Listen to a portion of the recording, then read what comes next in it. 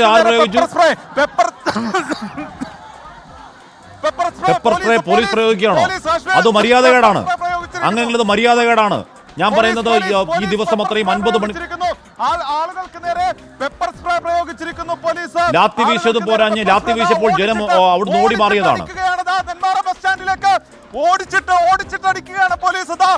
ആളുകളെല്ലാം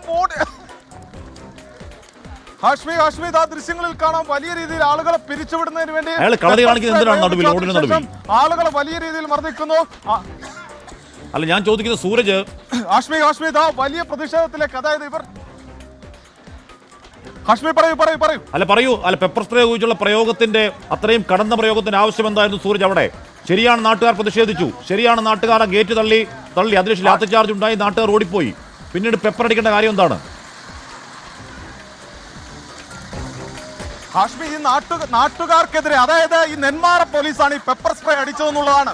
അതായത് 29-ാം തീയതി പരാതിയുമായി അഖില എന്ന് പറയുന്ന രണ്ടാം വർഷ ഡിഗ്രി വിദ്യാർത്ഥി ഇവിടെ എത്തിയിട്ട് ആ നീതി നടപ്പിലാക്കാൻ തയ്യാറാകാത്ത പോലീസാണ് ഇന്ന് ഇവിടെ പ്രതിഷേധിച്ച പൊതുജനത്തിനെതിരെ പെപ്പർ സ്പ്രേ പോലും പ്രയോഗിച്ചിരിക്കുന്നത്. അതായത് ഒരു പരാതി കൊടുത്തിട്ട് പരാതി കേൾക്കാൻ തയ്യാറാകാത്ത പോലീസാണ് പെപ്പർ സ്പ്രേ അടിച്ചത്. നമ്മളെ ആക്ഷേപിക്കുകയാണ് അവര്.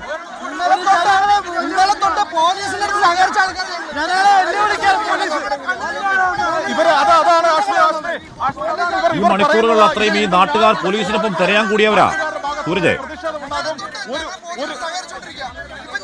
തീർച്ചയായും ഹാഷ്മി, അവരെ സംബന്ധിച്ച് ഈ രാവെന്നോ പകലെന്നോ ഇല്ലാതെ പോലീസിനൊപ്പം നിന്ന ആളുകളാണ്. ഈ പ്രതിക്ക് എല്ലാ സംരക്ഷണവും പോലീസ് നൽകുന്നു.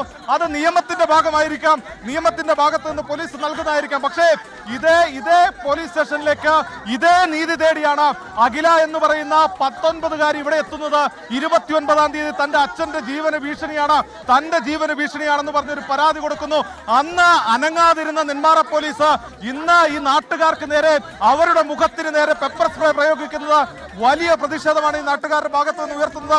അവർ പറയുന്ന പ്രധാനപ്പെട്ട കാര്യം, ഈ പ്രതിയെ ഈ മറ്റൊരു വാഹനത്തിൽ, അതായത് ബസ്സിൽ കൊണ്ടുവന്നതിന് ശേഷം പിന്നീട് ഒരു കാറിലേക്ക് മാറ്റുന്നു. നാടകീയമായാണ് ഈ നെന്മാറ പോലീസ് സ്റ്റേഷനകത്തേക്ക് പ്രതിയെ കയറ്റിയത്. ഈ നാട്ടുകാർക്ക് മുന്നിൽ ഈ പ്രതിയെ പ്രദർശിപ്പിക്കാൻ പോലും, അല്ലെങ്കിൽ നാട്ടുകാർക്ക് മുന്നിൽ കാണിക്കാൻ പോലും പോലീസ് തയ്യാറായില്ല. ഇന്ന് പോലീസ് ഈ തിരച്ചിൽ അവസാനിപ്പിച്ചു വരുമ്പോൾ പോലും ഈ നാട്ടുകാർ ഈ മേഖലയിൽ തിരച്ചിൽ നടത്തുന്നുണ്ടായിരുന്നു. അങ്ങനെ ഈ മേഖലയിൽ കാടിളക്കിയുള്ള ഒരു തെരച്ചിലിന് നേതൃത്വം കൊടുത്ത നാട്ടുകാരാണ്. ഇതിനിടയിലാണ് ചെന്താമര വീട്ടിലേക്ക് നടന്നു പോകുന്നതും പിന്നീട് പോലീസിന്റെ പിടിയിലാകുന്നതും. 2 തവണയാണ് പോലീസ് നാട്ടുകാർക്കെതിരെ ലാത്തി പ്രയോഗിച്ചത്. അതിനുശേഷം പെപ്പർ സ്പ്രേ പ്രയോഗിക്കുന്നു. അതും മഫ്തിയിലുള്ള ഉദ്യോഗസ്ഥരായിരുന്നു ഈ പെപ്പർ സ്പ്രേ പ്രയോഗിച്ചതെന്നുള്ളതാണ്.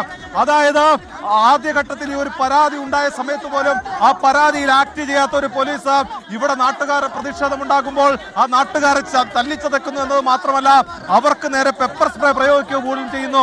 അങ്ങനെ ഒരു സാഹചര്യം ഉണ്ടായിരുന്നില്ല. വീണ്ടും സംഘർഷത്തിലേക്ക് പോകുന്നു. കാര്യങ്ങൾ പോലീസും നാട്ടുകാരും തമ്മിൽ മുഖാമുഖം. അതായത് ഈ സംഭവം അറിഞ്ഞതിന് ശേഷം വലിയ ആൾക്കൂട്ടമാണ് ഈ മേഖലയിലേക്ക് വന്നുകൊണ്ടിരിക്കുന്നത്. നിരവധി ആളുകളാണ് ഈ മേഖലയിലേക്ക് വന്നുകൊണ്ടിരിക്കുന്നത്. ഈ പ്രതി ഒരു തവണ കുറ്റം ചെയ്തു, പിന്നീട് ജാമ്യവ്യവസ്ഥകൾ ലംഘിച്ചു പുറത്തിറങ്ങി. ആ സമയത്ത് ഈ പ്രതിക്ക് വീണ്ടും ഈ കുറ്റകൃത്യം ചെയ്യുന്നതിനുള്ള അവസരം ഒരുക്കി കൊടുത്ത പോലീസാണ്.